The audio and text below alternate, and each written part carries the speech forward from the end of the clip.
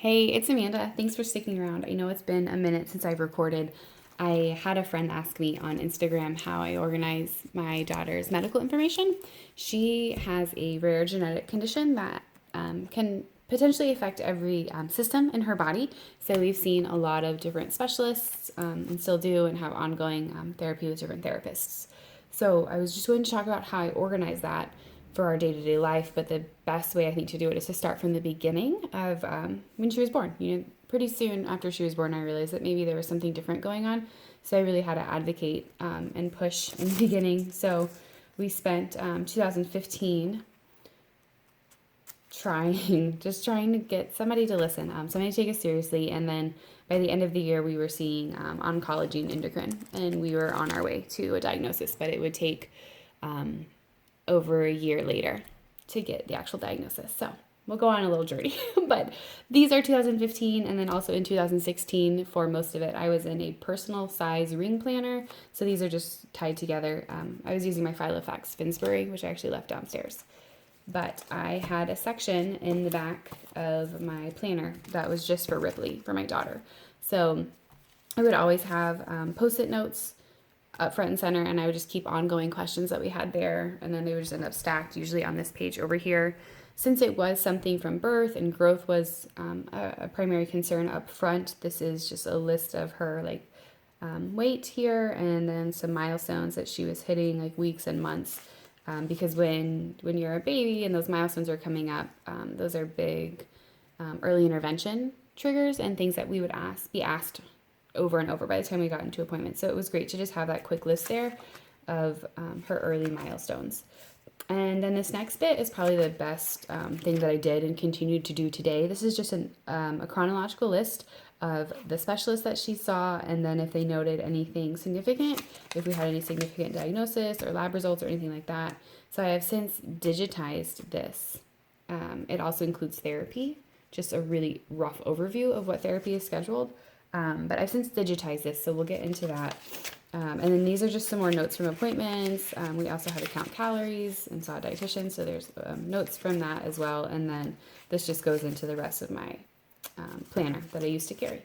So as I said, I digitized that chronological list, and towards the end of 2016, I also switched out of that personal ring planner, just as my everyday carry. I switched out of that personal ring planner and I switched into a standard size traveler's notebook. So I knew that I wasn't going to carry those anymore, but I still felt like she needed her own space for recording things. So I started this standard size traveler's notebook, and this is just login information. Basically, this is the index that I never filled out. And then here, again, I just wrote down her weights. Basically, that was an ongoing thing, her growth. Milestones and memories are here. And then I just have speech, dietary, OT, and PT, and then early intervention through here. And these are just really rough timelines. And then I realized since then that I wanted to kind of put everything together into a digital format because once I had this digital, I can give it to new providers, which was really helpful, especially also because we moved. So just at the top, and I've left out her name, and I've actually left out her actual rare disease because it is so rare. I am involved in the community as a volunteer and publishing things on websites and things like that. And this is not something that as a family we decided to share on this outlet on my YouTube. So anyway, this is the date, the specialist, any notes that I took, and then any diagnosis or results of note that happened, if lab values or if she was diagnosed sensory or failure to thrive, stuff like that's all on here, and it's just by date. And then I give this to a new provider that we meet for the first time, especially, like I said, when we moved, when we were seeing a dozen different specialists trying to figure out what was going on. It was really helpful for them to be able to put the whole picture together. And then I need to update it a little bit too. So that's all that's there. This is just in Excel, and it works really well. And as I said, I always have a copy in here. I try to keep it up to date as much as possible. It is in her medical binder. I don't know if I said that, but that's what I'm opening right now. We'll talk about that in a second.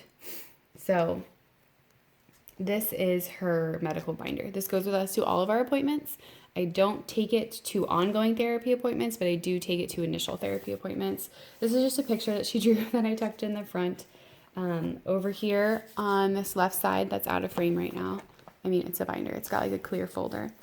I just have some charts, some referral numbers are in here for like all the specialists for my primary care provider if we needed a new specialist.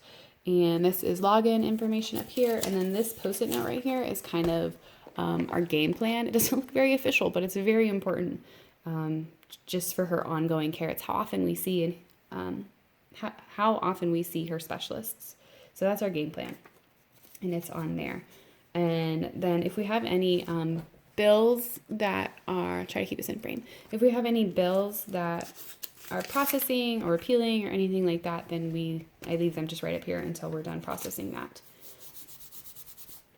So also in here, I keep business cards of her specialists. These are not my copies. These are copies to give to other specialists and other therapists to facilitate communication between providers. I think a physical reminder is often helpful when you're communicating. And then this is just a business card from our national nonprofit that has a really brief description of her rare disease. So in here is generally stuff that either needs to be filed, or I have a copy of her immunization records up here as well. And then that's the immunization schedule. So that's what's up there in this first little folder. And I can't actually flip through any of this because her name and birth date is on everything. So I will go through the sections though really quickly, and I'm going to check my notes really quickly to make sure I didn't forget anything. So I haven't. We're great. These are sections these are from Avery, I think. So they're nice little folders. I like them a lot. This first section is labs and imaging. So like her MRI results, X-ray results, and labs are in here. I haven't kept all the labs from birth. Like as you get further in your journey, you realize what's important and what you need to keep to reference and what you can let go. And that's just, you can carry it all if you want, but my binder would have to be like 4 inches thick or something ridiculous. So you have to pick and choose unless you want to carry it all around. And it is digital for most providers, but a lot of times it's empowering as a parent to be like, well, on this day it was this, and you know that it was that, and there's not that question of like, can you look it up? Are you going to look it up? Are we sure that we're talking about the same thing? Like you have the hard copy that everybody can see at the same time. So that's really helpful for us.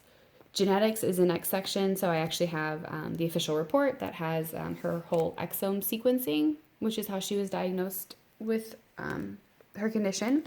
And then I have some notes on genetics, and then I also have some general information about her condition for reference for us, but also for providers if they need it. This next section is endocrine. That's the specialist that we spend the most time with. So I have notes from endocrine.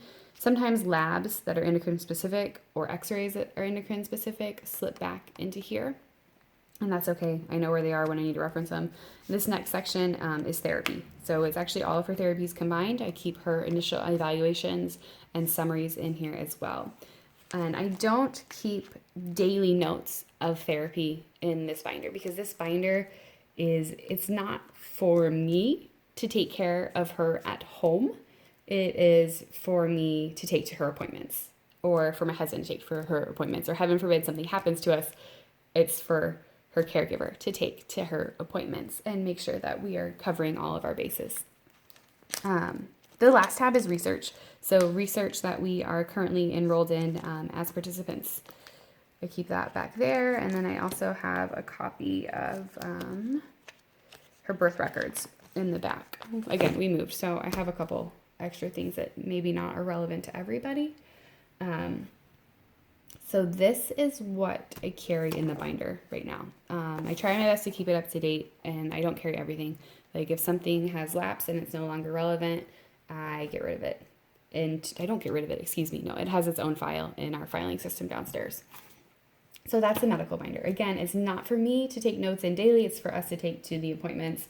And then there is always scrap paper in there if I need to take notes during an appointment or if we have questions. So something else that I do use, and this might be a little bit different for everybody, but I participate in our community in terms of like volunteering. So I actually, again, show you anything that's in here, but there are 2 nonprofits that I volunteer with, and then I also host a regional event for our rare disease community. So I have information for that in this ring binder. This is from Spek. It's a personal size. I can't think of the name that they use for it. I apologize, but it's in Janet leather and olive green, and I love it very much. And it's the same layout as my custom standard TN. So TN is Traveler's Notebook. Anyway, I can't show you what's in here, but this is also where I keep track of ongoing research that's happening in the field of this rare disease. So I know for some people that's like, well, you have research in your binder. Why do you need it in here? So again, this research is stuff that we're enrolled in. It's stuff that I would need to reference if we were communicating with providers. This is research that's ongoing in the entire field that may or may not apply to my daughter, but it's important for me to know as a parent, and it's also important for me to know because it's my responsibility to make sure that the websites stay up to date. So that's why that's in there, and that's why I keep those research notes separate. And as I mentioned, I don't keep daily like therapy notes in her binder. I don't keep them separate. I actually never have because I keep those summaries from the therapists in her binder. But as for like daily goals and things like that, I just keep in my daily notes to work on, or now that we're kind of homeschooling, I can put them in my homeschooling notes as goals in there as well. And then as for scheduling, like sometimes, you'll want to schedule something and they'll tell you, okay, well, you need to call back in August. So I remember our last appointment was in like June, and they didn't have the schedule open yet. So I use my month on 2 pages in my everyday carry to put notes like call for endocrine appointment this week because this is when their schedule's opened. So I finally called at the end of August, and we're scheduled in December. So a lot of her care just overflows into our life. She doesn't exist in a vacuum. She exists as part of our family. So a lot of it is going to be, on the family calendar, if that makes sense. I had a doctor once tell me that, when you're making decisions about your child's healthcare and deciding on therapies and things like that, it's not like after the diagnosis, you suddenly move into like a vacuum where it's just you and your child with special needs. You have a whole family unit to take care of and a whole world to exist in. So it's not a vacuum. Like I said, in my dailies, I put like therapy notes and goals. I don't have one tabbed or anything right now, but I'll usually just make a note about how it went, basically. And if there were like any specific things that we can work on at home, I'll put them in here. Check my list real quick. Sorry, guys, I prepped really quickly for this. I wanted to get it recorded tonight. So something else that I also keep track of in here. So I've got like appointments in the monthlies, just like any other family event. I do track a medication. She gets an injection every night. So this insert from Paper and Cats has been incredibly helpful. I custom designed this kind of, and then I gave it to Taylor, and she actually designed it and made it wonderful. So it's just an undated tracker that I use every month. But this is like house and cleaning stuff. And then over here, like this references the location of where my daughter got her injection, like right upper. And then I don't know if you can see the pencil on here, but like right now I have all of her doses mapped out because it comes in a pen. There's like 10 doses per pen. It has to stay in the fridge, and we're traveling for a while next month. So we had to get that all sorted out as to where we were going to ship it and all that fun stuff. Anyway, this works really well to record that information. And in the daily pages, I've got therapy notes. And then down here at the end of my Tomoe River paper insert. So these are like my daily pages, right? These last about 3 to 4 months for me. It's a dot grid from Paper Penguin Co. And I start my dailies from the beginning, and then I start my getting things done action categories from the back forward. So I have one in here that is devoted to her syndrome and things that I would need to do related to that. And there is some overlap between my responsibilities as a volunteer and my responsibilities as a parent, and I'm okay with that. I can see why some people are like, you have 3 different notebooks with stuff in it, but I mean that's how we've chosen to respond to this diagnosis. It's become a part of our lives. So it does permeate all of my notebooks. sorry guys, this is kind of tough for me to talk about. If you have more questions about this, I encourage you to watch my other videos. This notebook specifically is from Spek. It's a custom traveler's notebook. The only other thing that I wanted to mention on here is in the bullet journal method, there is a section called the letter. And it is, this is, I can't tell you, you should just read it. You should really go read it. Get this from the library, buy it from Amazon. It's a great little chapter about how important it is to be prepared in an emergency. If you had to call 911, would you have the capacity to give them the information that they needed quickly? And it talks about a mom who took her bullet journal and she was able to rip out a section of papers and hand it to EMS, Emergency Medical Services, and they had everything that they needed to treat her son. And he was okay in the end. So kind of have a plan. Like, what are you going to do if that situation were to arise? And I used to have one in here. Right now I just have like the informational card about her syndrome, but it's not necessarily specific to her. I do keep emergency cards on their car seats in the car, both my kids. But I do need to update something and get something in my everyday carry notebook. The only other thing is if you're a parent and you do have a child that has any sort of like medical condition, a rare genetic condition, or new diagnosis, behavioral, medical, anything, I highly recommend looking up a poem. And I'm blanking on the author. I want to say her first name is Emily. But if you just search Holland poem, Holland is in the country, and I'll also put it down below. It's just a really beautiful poem about raising a child that is not neurotypical or may have medical challenges. I think that's everything. That was a little sloppier than usual, I think. But let me know if you have any questions. I'm always happy to answer them. And I hope this was helpful for at least one person. Just know you're not alone.